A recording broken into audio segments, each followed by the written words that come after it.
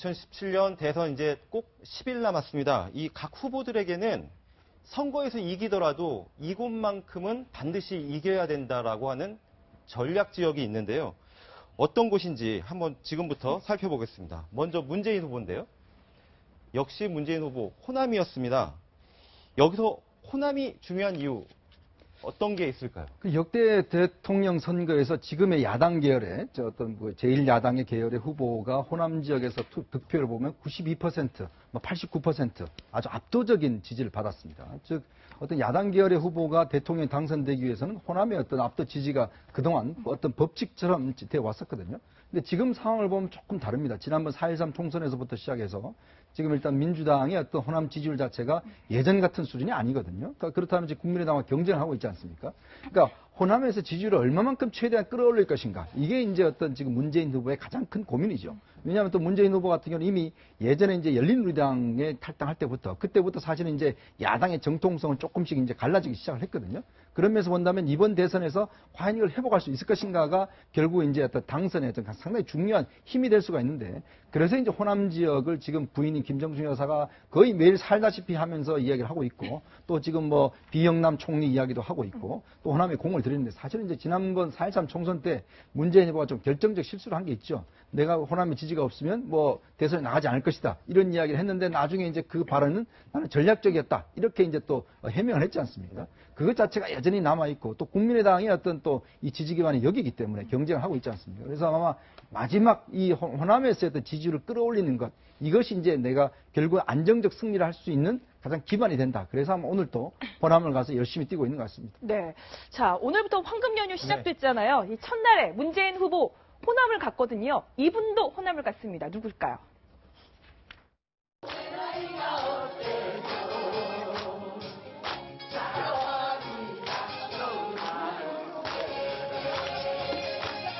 밀어주면 이제 집권 여당 되지 않겠습니까? 대깨문. 투표해야 문재인이 대통령이다. 맞습니까?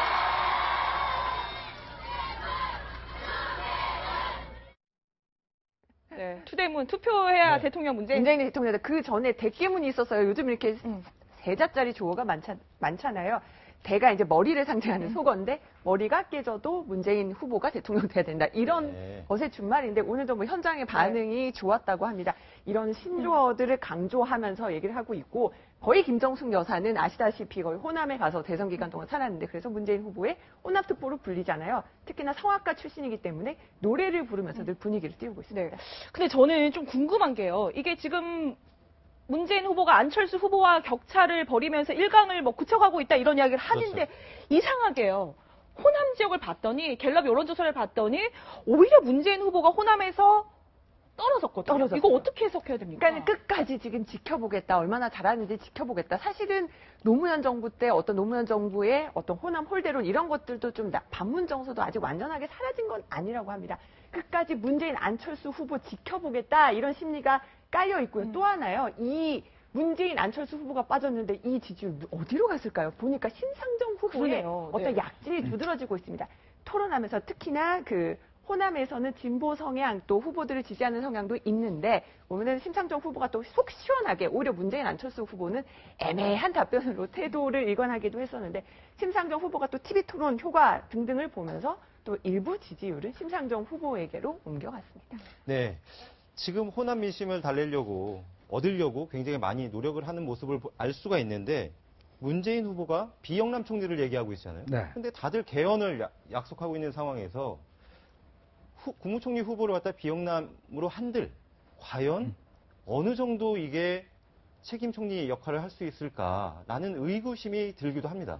그렇죠. 이제 지금 원래 이제 책임 총리라 하는 대통령제 책임 총리는 사실 그동안 우리가 쭉 경험을 해봤지만 사실 허울뿐인 총리였습니다. 책임 총리라는 게 사실 대통령 자리에 또 어울리지도 않는 것이고, 근데 지금 이제 우리가 개헌을 이야기를 하면서 결국은 총리의 힘 자체를 실질적으로 높여주는, 저는 제가 볼 때 뭐 전적으로 아마 대통령의 어떤 의지에 달려있다고 봐요. 근데 이제 사실은 그동안 책임 총리가 아무리 했지만 이제 안 돼 왔거든요. 그래서 이제 문재인 후보가 이제 마지막 카드로서 사실은 이제 비영남 총리를 이야기해 왔는데, 근데 그동안을 보면 이제 호남에 가서는 계속 호남 총리를 이야기해 오셨거든요.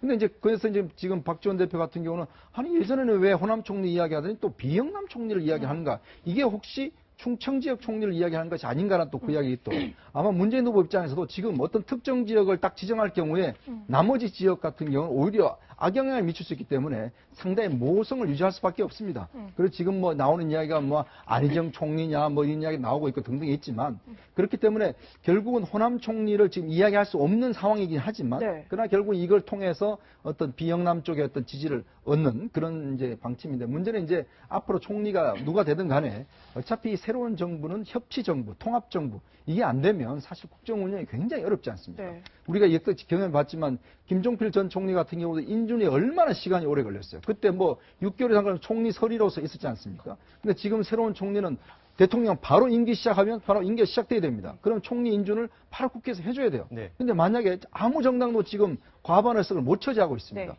그런 상황에서 문재인 후보가 만약에 당선된다 하더라도 총리 인준에 시간이 걸린다라면 새로운 정부는 처음부터 상당히 어떤 그 우려스러운 대목이 되거든요. 그런 면에서 본다면 아마 문재인 후보가 저렇게 이야기하는 것은 어차피 이제 통합적인 그런 어떤 인물들을 좀 내세워서 총리 인준을 좀 빨리 하겠다. 이런 어떤 전략적 포석이 있는 것 같습니다. 네, 이남희 차장, 그리고 민주당에서 호남 홀대론이라는 이 얘기에 대해서 굉장히 지금 강력하게 대응하고 있지 않습니까? 네, 그렇습니다. 참여정부, 그러니까 노무현 정부 때 인사수석을 지냈죠. 정찬용 지금 선대위 고문을 이렇게까지 얘기를 했어요. 노무현 정부 시절에 이제 아예 통계를 낸 겁니다. 호남 출신 인사가 확인된 것만 해도 100명이 넘는다. 190명이요. 190명이 된다. 허위사실 유포하면 강력 조치하겠다면서 지금 전방위적으로 나서는 상태입니다. 네. 자, 이번에는 이분 이야기 해볼게요. 이분의 아드님이 오늘 결혼식을 했는데 그렇습니다. 못 갔다고 하네요. 누굴까요? 내가 주례까지도 하기로 약속을 했는데 이 선거 때문에 참석을 못해서 아버지로서 참 미안하게 생각한다. 다복하게 손주 한 5명 낳아주고 그러면 아버지가 다 키워준다. 부탁드린다. 부탁합니다.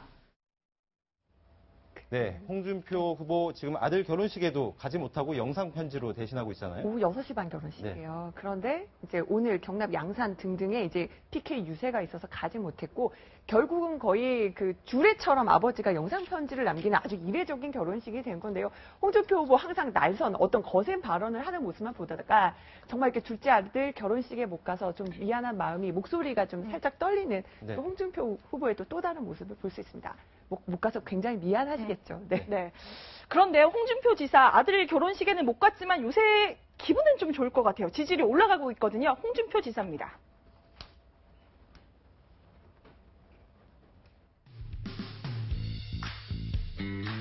다음 주부터는 이제 문재인이하고 한판 붙습니다. 옛날에 어르신들 주유소 습격 사건이라는 영화를 한번 보신 적이 있을 거예요. 거기 보면 유호성이 말이 이런 말을 합니다. 나는 한 놈만 팬다. 네, 지도자의 가장 중요한 거는 거짓말 안 하는 겁니다.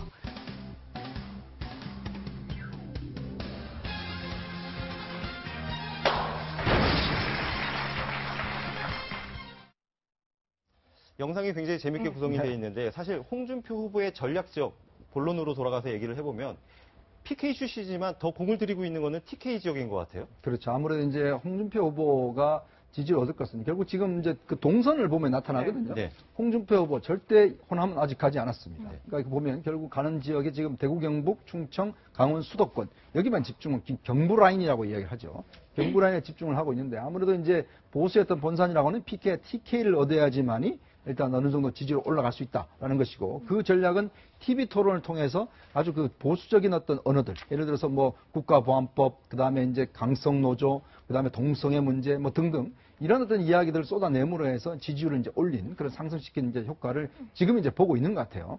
그러면서 이제 어떤 보충을 다시 결집시키는 효과를 충분히 지금 누리고 있는데 아무래도 이제 그 현재로서는 보면 홍준표 후보의 지지율 자체가 일단 뭐 당선 가능성까지 가기에는 아직까지 멀었지만 그래도 예전에 어떤 그 지금 뭐 한 자릿수 지지 때 이거는 지금 넘어선 것 같습니다. 근데 문제는 이제 앞으로 지지율 상승했던 것이 있을 텐데 문제는 안철수 후보와의 이제 경쟁이지 않습니까? 어떤 면에서 보면 안철수 후보가 가지고 있는 것들을 이제 가지고 오는 두 사람이 좀 시속 게임을 하고 있는 그런 상황이거든요. 네. 그렇기 때문에 아마 마지막으로 나올 수 있는 지지율은 결국 이제 TK를 기점으로 해서 이제 수도권을 진출을 해야 되는 상황이죠. 네. 그렇다고 하기에는 좀 홍준표 후보가 단순히 지금까지 했던 보수적인 것보다는 좀 더 넓은 의미에서 대한민국을 어떻게 이끌어 나갈 것인지 이런 부분에 대한 비전을 좀 더 보여줘야지만이 실제로 수도권에서 상륙을 할 수 있을 가능성이 좀 높아 보인다 이렇게 예상하고 있습니다. 그러니까 TK에서 승기를 잡고 수도권까지 확장해야 된다라고 얘기를 하고 있는데 그래서 그런지 TK에 가가지고선 박근혜 전 대통령한테 줬던 80% 정도의 지지를 자기한테 줘야 된다라고 강조했지 않습니까? 보면은요, 바로 박 전 대통령이 2012년 대선 때 바로 80% 넘는 지지율을 받아서 당선이 됐기 때문에 본인도 이 TK가 정치적 고향이기 때문에 본인에게 80% 압도적인 득표율 올리도록 도와달라 이렇게 호소를 한 겁니다. 네. 자, 홍준표 후보 대구 경북을 열심히 이제 돌아다니면서 호소를 하고 있는데 자, 이분도 지금 바빠졌거든요. 주말에 대역전 드라마를 쓰겠다고 나섰습니다. 안철수 후보입니다.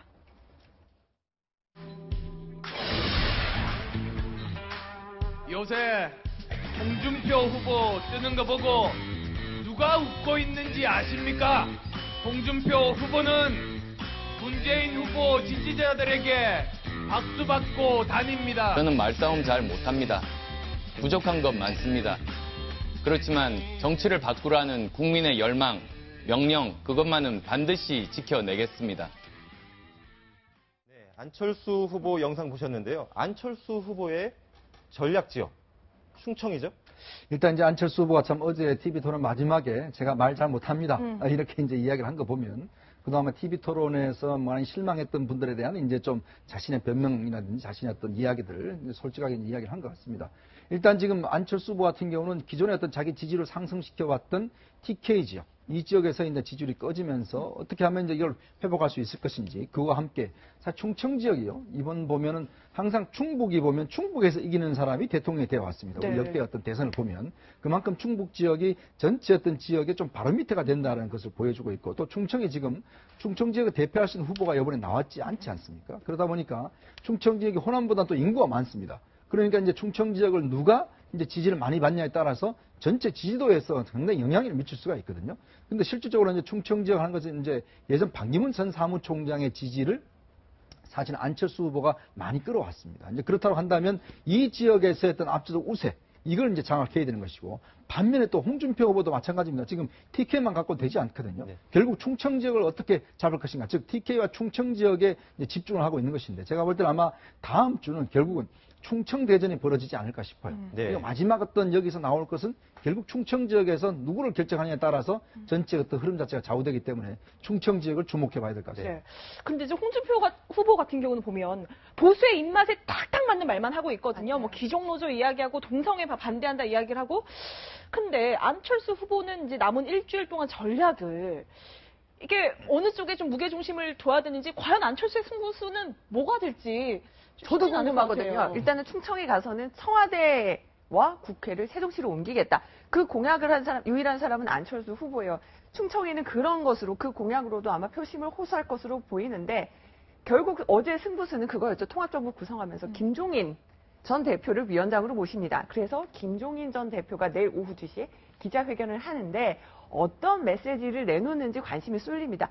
뭐 이렇게 정치적 경험으로 보면 김종인 전 대표가 공교롭게도 2012년 대선 때는 박 전 대통령을 도왔고요.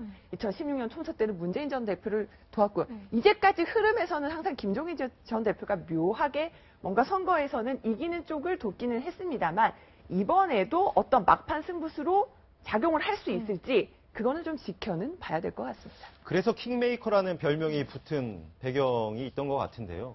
근데 안철수 후보 같은 경우에 충청 지역에서 의미 있는 반등이라든지 아직 그런 모습이 안 보이고 있는데 어떤 카드가 유효할 걸로 보십니까? 그러니까 현재로서는 제가 볼 때는 마지막 남은 카드가 이제 어떤 연대를 할 것이냐. 이제 저는 그거 같아요. 결국 뭐냐면 안철수 정부 만약에 들어선다면 어떤 모습의 정부일 것인가. 이게 이제 보여주는 게 저는 중요하다 보거든요. 그래서 아마 지금 김종인 전 대표한테 기대를 걸고 있는 게 결국 이제 안철수 정부는 통합정부다. 함께, 여러 세력이 함께하는 정부다. 이걸 이제 보여주려고 하는 겁니다. 그게 이제 김종인 전 대표가 해야 될 역할이라고 보는데 아무래도 김종인 전 대표가 국민의당 당적을 갖지 않고 일단 지금 뭐 그 추진위원장, 위원장을 맡았지 않습니까? 그런 보면 결국 이제 바른정당이라든지 이 제3력의 어떤 연대 중심에 서겠다. 이 이야기를 하는 것이고 또 하나의 보관은 뭐냐면 이 대선 직전에 섀도우 캐비넷을 발표하겠다는 것 같아요. 왜냐하면 이 어떤 권력 분점이죠. 뭐냐면 안철수 정부가 들어선다고 하면 이 안철수가 다 갖는 것이 아니고 결국 분점하겠다는 것이거든요. 그 DJP 할 때 그때 보면 뭐 DJ와 JP가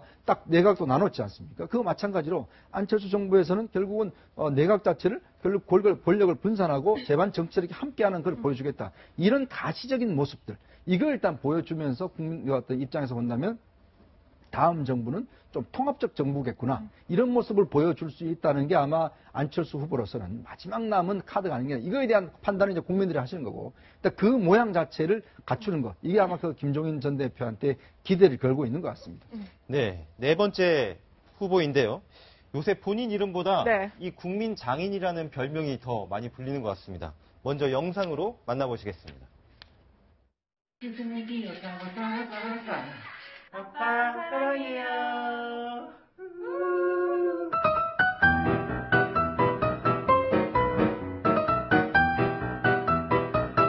저는 지금 국민의당과 후보 또 자유한국당과 후보 그렇게 봐서 지금 단일화는 이런 원칙이 안 맞다. 명분이 없다 이렇게 생각하니까 생각이 다른 그런 부분에서 당의 의견이 일치가 안 됐어요 사실. 그래서 당론이란 말을 쓰면 안 됩니다. 유승민 후보 굉장히 그 소속 정당 내에서도 굉장히 공경한 상황이 벌어지고 있는데 지금 전략적으로 보면 수도권으로 꼽히고 있습니다. 그렇죠. 왜 그렇습니까? 이번 아마 TV 토론회에서 그래도 가장 잘했다는 평가를 받고 있고 또 본인이 내세우는 정치 칼라가 결국은 개혁적 보수지 않습니까? 그러면 지금 이제 사실은 TK 쪽에서는 어떤 면에서 배신자 프레임 때문에 사실은 이제 지지율을 올리기가 쉽지가 않아요. 그러니까 항상 거기서 뭐 많이 가서 공을 들이긴 하지만 여전히 의미 있는 지지율은 나오지 않고 있거든요. 그러면서 본다라면 수도권의 인구가 한 절반에 모여 살지 않습니까? 그 지역에서 개혁적 보수 이런 바람을 좀 일으켜보겠다. 마지막 남은 것 자체는. 결국 이제 TV 토론의 어떤 걸 보면서 역시, 경제 식견이라든지 이런 데서 유승민 후보가 상당히 이제 앞서 있다. 이런 부분을 좀 부각시켰지 않습니까? 그런 면에서 본다면 수도권에서 이런 개혁적 보수의 어떤 표심을 얻는 것. 그걸로 봐서는 아마 유승민 후보가 기대할 수 있는 마지막 카드가 아닌가 저는 그렇게 생각이 듭니다. 근데 이 문제는 혼자만이 아니라 사실 당의 힘이 좀 보태줘야 되는데 문제는 지금 정당 자체가 지금 상당히 사분요열되어 있는 상황이기 때문에 과연 수도권을 정말 혼자 힘으로 정말 자전거 타고 혼자 극복할 수 있겠는지 뭔가 그래도 좀 빠른 차를 몰고 다녀야 되는데 지금 자전거 타고 움직이기 때문에 이 수도권이 넓지 않습니까? 그러면서 본다면 시간적으로 또 역량에 있어서 상당히 좀 한계에 부딪힌 게 아닌가 생각이 듭니다. 네. 그야말로 뭐 내유 외환이 아닌가 싶은데 아까 안철수 후보 이야기할 때 연대 이야기 나왔잖아요. 네. 유승민 후보 마지막까지 연대론에 버틸 수 있을까? 지금 4번 찍힌 투표용지 볼 수 있다라고 얘기를 했고요. 오늘은 지금 유승민 후보가 PK 부산에서 유세를 했어요. 그런데 요즘 보이지 않았던 김무성 또 뭐 김세연 의원 등등이 오늘은 도왔어요. 유세를. 그러면서 김무성 의원의 얘기를 좀 소개를 해드릴게요. 저희가 비록 단일화를 주장을 했지만 단일화가 비록 안 된다면 저희가 앞장서서 유승민 후보가 당선될 수 있도록 돕겠습니다. 이러면서 잘 들어보세요. 그러면서 또 다음에 기회가 있지 않겠습니까? 유승민 후보 잘 키워가지고 다음에 틀림 없이 당선될 수 있도록 노력하겠습니다. 김무성 전 대표가 마이크를 잡고 이렇게 얘기를 했습니다. 김무성 전 대표에 대해서는 좀 여러 가지 비판도 있었는데 이 말에는 들어보면은 결국 단일화가 안 될 수도 있으면 끝까지 유승민 후보 돕겠다라는 메시지도 숨어 있어서 이렇게 연대가 그렇게 쉽지만은 않아 보인다는 것을 김무성 전 대표도 좀 이렇게 흉내를 드러낸 게 아닌가 싶기도 합니다. 네. 뭐 사실 유승민 후보도 토론회를 잘했지만 지지율에는 큰 영향을 못 미친 것 같은데 이분은요 토론회 덕을 좀 턱턱이 본 것 같아요. 그렇습니다. 지지율이 좀 올라가고 있거든요. 심상정 후보입니다. 시발찍이라고 그래요. 무슨 말인지 아세요? 심상정을 알면 심상정을 찍는다 이겁니다. 제가 남아있는 13일 동안 1차적으로 그 주표 아저씨를 제끼려고 해요. 여러분 도와주시겠어요? 네, 심상정 후보 전략 지역은 울산으로 꼽히고 있는데요. 어느 정도 예측할 수 있는 부분이죠? 네, 그렇습니다. 울산, 창원 이 지역이 이제 아무래도 우리나라의 이제 산업벨트지 않습니까? 여기 또 노회찬 의원이 또 창원에 지역구가 있고 또 그러다 보니까 아무래도 이제 노동자 어떤 그런 근로자들 이 중심으로 해서 이제 마지막 표를 좀 집결시키겠다 이런 어떤 이제 의도가 있는 것 같습니다. 특히 아마 정의당 같은 경우는 이번에 뭐 선거에 당선의 의미보다는 얼마만큼 확장을 할 것인가. 즉 지난번 이제 권영길 후보가 나왔을 때 그때 득표가 3.9%입니다. 자, 그러면 이번 같은 경우에 최소한 두 자릿수까지 올린다라면 내년 지방자치선거, 그다음에 2018년에 있을 국회의원 선거, 여기에서 유의미한 성과가 있을 것이라는 판단을 하는 것 같거든요. 그렇다면 아마 정의당 입장에서 본다면 최대한 이번에 촛불 민심을 얻어서 특히 노동자들의 어떤 표를 결집을 시켜서 이번에 지지율을 두 자릿수로 하자. 이게 현재의 목표인데 문제는 과연 그러면 이제 이렇게 할 경우 가져올 수 있는 표는 결국 문재인 후보 지지표를 가져와야 돼요. 그러니까 그랬을 경우에 만약에 마지막에 문재인 후보 쪽에서 과연 그러면 표를 잃을 것에 대해서 어떻게 할 것인지 또다시 진보 진영 내에서 단일화에 대한 압박이 나오진 않을지 이런 부분들이 현실적 고민입니다.